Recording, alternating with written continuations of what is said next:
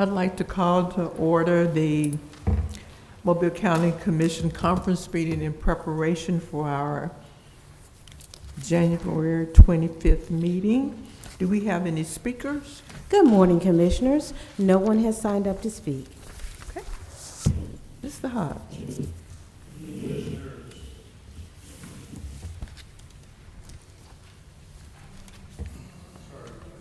Just any time now, any old time.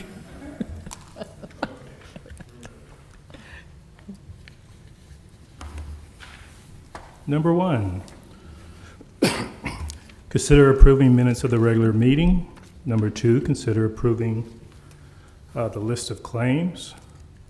Number 3, consider holding a public hearing so any citizen of the county shall be given an opportunity to be heard. Number 4, consider approving reappointment of Margaret F. Davis to serve on the Board of Directors of MCB Water Authority for 6 years. That's Mavico Bucks. Sorry. That's the Mavico Bucks Water Authority. Just in case you didn't know what that MC. Okay. Okay. Go ahead. Number 5, consider approving request of the Alabama Cooperative Extension System of Mobile County 4-H Club office to waive rental fees for the use of the John Archer Arena on Tuesdays and Thursdays. Number 6, consider approving contract with Boy Scouts of America Mobile Area Council in the amount of $10,000 from District 1 funds to purchase technology equipment. Number 7, consider approving sponsorship with Cortilda Descendants Association, amount of $1,000 from District 1 funds for the annual Spirit of Our Ancestors Festival. Number 8, consider approving contract with the Board of School Commissioners of Mobile County in the amount of $30,000 from District 2 funds to purchase band equipment and install collaborative technology lab for Cranford Burns Middle School. Number 9, consider approving contract with Allentown Children First Parent Teachers Organization in the amount of $27,000 from District 2 funds for playground equipment and sanitizing hand washing stations. Number 10, consider approving contract with Tanner Williams Elementary Parent Teachers Organization in the amount of $19,600 from District 2 funds to purchase technology equipment. Number 11, consider approving contract with McDavid Jones Elementary Boosters Club in the amount of $28,000 from District 2 funds to purchase technology equipment. Number 12, consider approving contract with Mary B. Austin Elementary School, PTA, in the amount of $22,600 from District 2 funds to purchase technology equipment and educational materials. Number 13, consider approving contract with the Board of School Commissioners of Mobile County in the amount of $23,000 from District 2 funds to purchase collaboration, lab equipment, and furnishings for Denton Magnet School of Technology. Number 14, consider approving sponsorship contract with Dauphin Island Heritage and Arts Council, Inc. in the amount of $2,000 from District 3 funds for Dauphin Island 4th Annual Golf Seafood Gala. Number 15, consider advisory contract with Morgan Stanley for the investment advisory accounts and brokerage services and authorize the President of the Commission to execute the Clearwater Custody Access Letter granting Clearwater Analytics access to custodial accounts. Excuse me. Number 16, consider renewal of maintenance contract with Film FileMaker, Inc. for the period of February 4th, 2021 to February 3rd, 2022 in the amount of $2,406 for software updates and upgrades for the James T. Strickland Youth Center. Number 17, consider taking the following action on bids. And we have 4 add-ons. First add-on, consider approving a resolution declaring an emergency related in the inability of low-income households to pay rent and utilities as a result of COVID-19 pandemic, having significant and cascading economic, social, and health-related implications, and authorizing a contract with Tetra Tech, Inc. to develop and administer a rental assistance program for the grant funds awarded to the county, estimated to total, and we do have a correct amount which has been deposited, and that's for $12,300,000 $376,572.40, which the county lacks the manpower to do within the time frame required by the U.S. Department of Treasury Emergency Rental Assistance Program. Recognizing that the nature of the housing emergency and noted deadline do not permit a delay resulting from bidding or publicizing a competitive solicitation without bidding or competitive solicitation, subject to legal review. I have a couple comments. I don't know if Nair's here can answer any of the questions, but We have Kathy here, Okay. Commissioner. when do these funds need to start being distributed? Is it really an emergency that we award this way or give this to this company, or have we explored the options of seeing if there's a provider in Mobile that can do what this company does?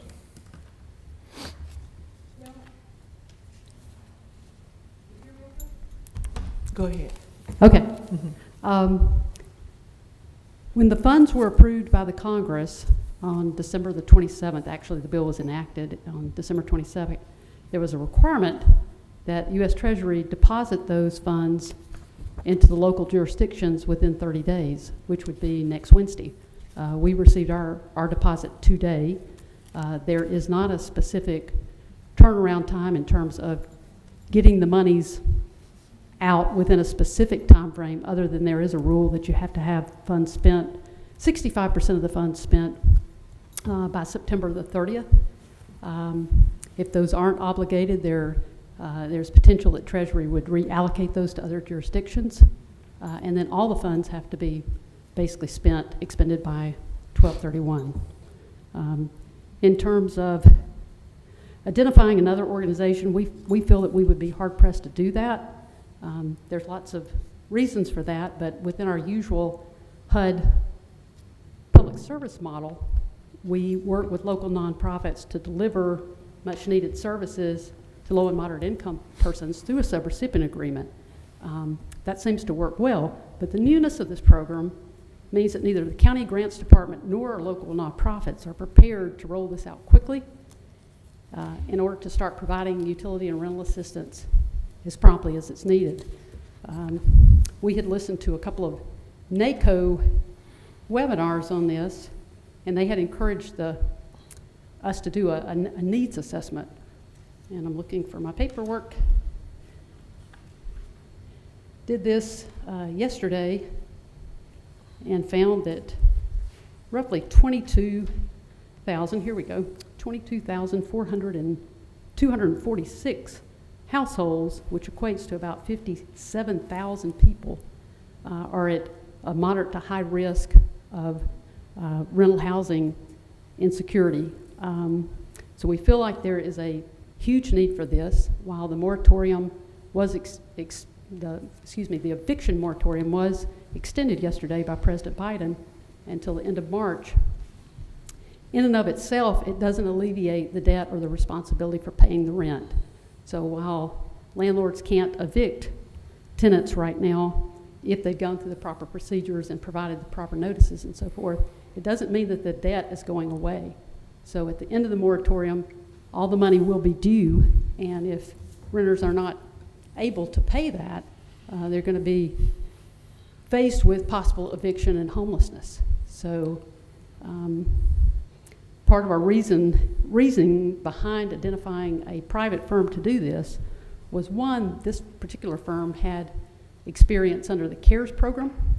So CARES did allow you to do rental assistance, and while that wasn't done locally with our CARES money or through the state of Alabama particularly, it was in other areas. So this firm had already identified and worked with some other localities to roll those funds out. Can I interrupt you just a second? Yes, sir. Do you know how many municipalities or counties that they have worked with to do this? When did we make do we know, how much do we know about Tetra Tech, and how many municipalities or counties have they assisted, or states have they assisted? When did we start looking at them, and how much research have we done on this particular company, I guess, is my concerns. Yeah, they've given us examples. Again, the program is so new, and not all jurisdictions use their CARES funding to do rental assistance. So this program in and of itself, the Emergency Rental Assistance Program, is less than a month old. So there is no experience out there for somebody who's done this just yet. They've worked with, the way we actually identified them was through a software vendor who supports NCDA, which we're a member of, and they had done a webinar talking about how they had software that could support the rental assistance program, and that this was something they had newly developed. And in reaching out to them, they told me the story about the CARES funding and the state of New Mexico, and how the state was, at least state staff at the departmental level, was tempted to forego the use of the rental assistance, but the governor and the legislature said we need to find a way. They ended up contracting with Tetra Tech and Neighborly Software, which is the company we identified Tetra Tech through, to find a solution and basically, augment their staff. They just didn't have the people to stand up something like this. In that particular case, the funds at the time they got involved were supposed to be expended by the end of 2020.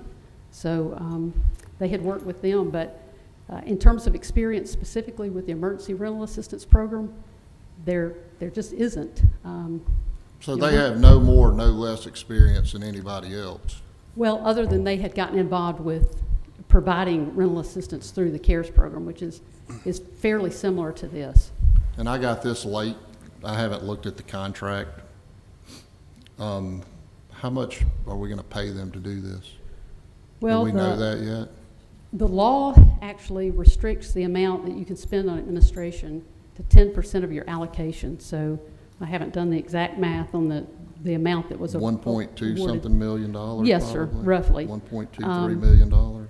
So we talked with them, and yesterday, as a matter of fact, further about the possibility of working through some of our local nonprofits and how that could work. And they were agreeable, and I'll get to the fee in just a second, but they were agreeable to work with basically up to 3 local nonprofits who would not only market the program, but also work to do intake and to help people on the ground here in Mobile to access and apply for it.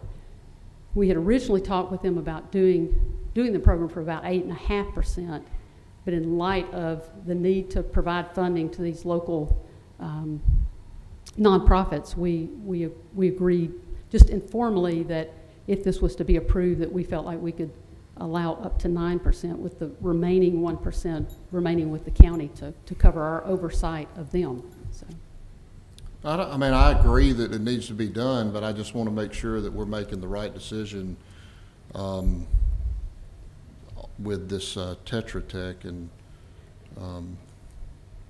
how much we're going to be paying them, and make sure that we've explored other options besides just them, and particularly if there's an option locally. Excuse me for interrupting. My No.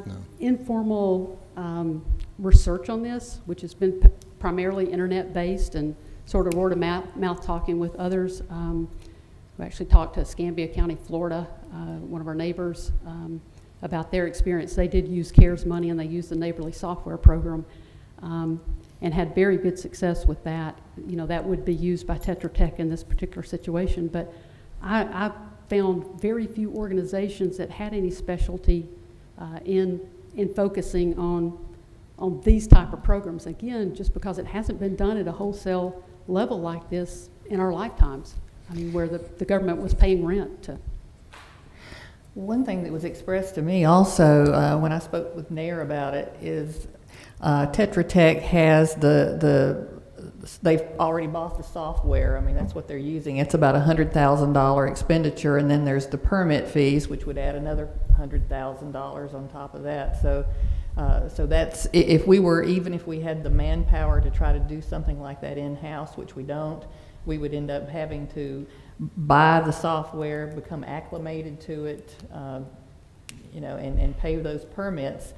So that's covered under this contract. So that, I don't know if that was expressed to you, but that's one thing that she did tell me. Yes, I spoke with her on the phone yesterday evening, and I know that we can't do this in-house, but I just want to make sure that we are certain that someone a little closer to home can't make $1.23 million instead of sending it off to another state. Well, I think that's the concern we all have. We want to keep money and that's why jobs here locally if we can, if and there's the I just- expertise that's available to do that. And that's and that was just my question, to make sure that we had explored other options and didn't just immediately run to one place and say, here, we're gonna give you this. Well, if I know anything about our grants department, these are the most thorough people that I know. So I'm sure they've done their homework to the best of their ability.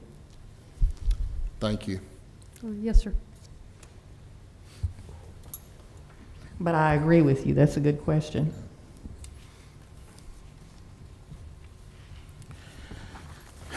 Number 2, consider approving an amendment to the contract with Mobile Area Education Foundation in the amount of $34,775 from District 1 funds. Number 3, consider accepting sub-grant award from the Alabama Law Enforcement Agency under the fiscal year 2020 Homeland Security Grant Program for Operation Stone Garden in the amount of $367,193 for project period December 1st, 2020 through May 1st, 2023. For Mobile County Sheriff's Office, there is no local match. And the last add-on. Number 4, consider adding the following internally purchased vehicles to the Sheriff's Office fleet, which will not increase the fleet. 2 other vehicles will be turned in. And then there'll be indigent care meeting.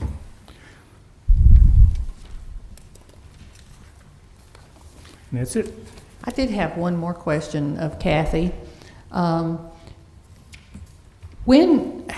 is this being currently advertised and marketed? How is the general public being made aware that this money is available and to make application for it? Until we have a system in place to accept applications, which was one, allure to doing this, is the timeline they had for turning around and standing up the program was very quick, and I have to look back to refresh myself on that, but it was within 2 to 4 weeks, basically, that this would be up and operational. So, and that includes like hiring some folks locally, working with those local nonprofits. They had already reached out this morning, and I said, until the commission takes action, we need to just sit on this. But they're certainly anxious to try to move this quickly. But until that happens, there wouldn't be a marketing outreach, because we feel like this is going to be very well received. Escambia County explained to me on the phone the other day that when they opened it up in mid-October, that they had over 10,000 applications, that their staff, they did try to do it in-house. They used the software that you were referring to a minute ago, and staff worked some 200 plus hours during the time from October to the end of December trying to disseminate some of that money. They ended up issuing 5,500 individual checks for rental and other assistance. But again, we just don't want to start a firestorm or get the public anxious about this until we have something definitive where they can go and actually start filling in the paperwork online. That makes it feel a little bit more real. So, Well, who's developing the paperwork? that would be, if we hire Tetra Tech, that would be through them. We've seen some of the forms that they use. They provided those sort of in advance. They asked us if we had any specific, local requirements that we wanted to add on top of the Treasury. We told them that we did not. We wanted to be as, have the program as user-friendly as possible. In some cases, it is limited to 80% AMI, and they're using the HUD limits. So even though it's a U.S. Treasury program, they're relying on sort of the HUD model for the income. But you can restrict that even further to help the lowest of the low. But when you do that, you sort of bottleneck things, and there's a lot of people that obviously would apply that are in that 50 to 80% income range too that would be in need. So So once the application is developed, that will be distributed out through the nonprofits? It would be available online. The county would have access to a link as well. The company itself would look to, part of their team has a marketing component on there where they would have people marketing this locally through newspapers, public service announcements, the radio, whatever means they determine to be best to get the word out there, and then hopefully through 211 and the nonprofits as well. Okay. And if for whatever reason the entire $12,376,000 is not distributed by the end of the year, is that money would go back to the federal program to be redistributed? Initially, I know if we turned down the money that it would revert to the state of Alabama. When we initially made that decision to try to direct the money here was to avoid having Mobile County residents apply to the state. But at the end, yes, ma'am, I think it goes back to the U.S. Treasury. There's some reallocation between that end of September deadline and December, where if you haven't spent up to 65% of your money, some of it could be recaptured and redistributed.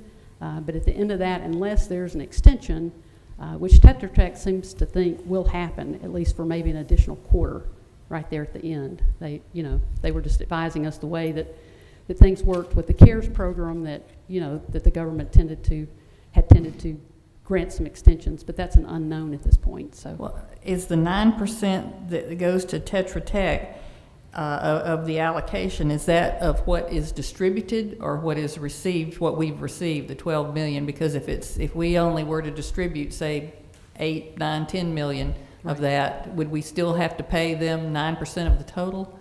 it's of the amount distributed. Okay. So, yes, ma'am. In fact, they were the ones that proposed that initially, which made a lot of sense to us. If you don't get the job done and the funds aren't distributed, then you're not going to get paid for that additional money. So, Okay. All right. Thank you. yes, ma'am. Okay. Good Brian? morning, Commissioners. Morning. Okay, item number 1, recommend approving final plat of Cambridge Place Phase 4 and accepting the road rights-of-way as shown on the subdivision plat for the following streets.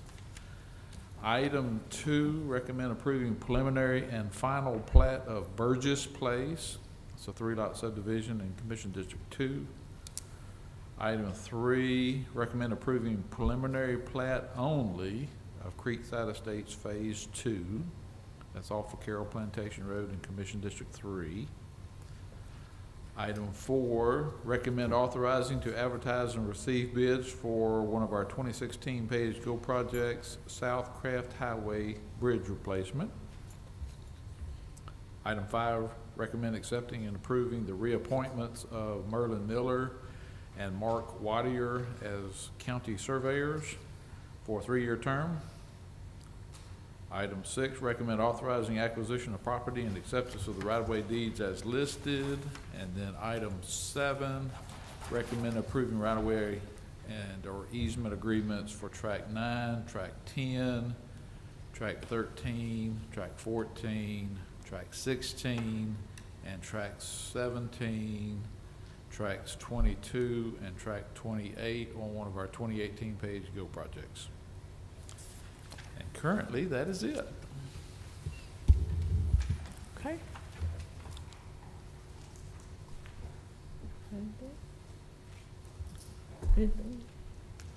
Mr. Ross? Yes, ma'am. Thank you. Commissioners, I would ask that the commission consider going to executive session for approximately 30 to 45 minutes this morning to talk about an economic development matter. No vote would need to be taken after the commission meeting on this particular subject. I would certify it is an appropriate reason to go in executive session under the Alabama Open Meetings Act, and so further certify the same as a lawyer licensed to practice law in the state of Alabama. Would need to be a roll call vote. You can adjourn from the meeting and not come back out here if that's the pleasure of the commission. So we need to vote. So we have We need to make the motion to go Please. into. executive session and adjourn from the executive session session. And adjourn at the conclusion of the executive session.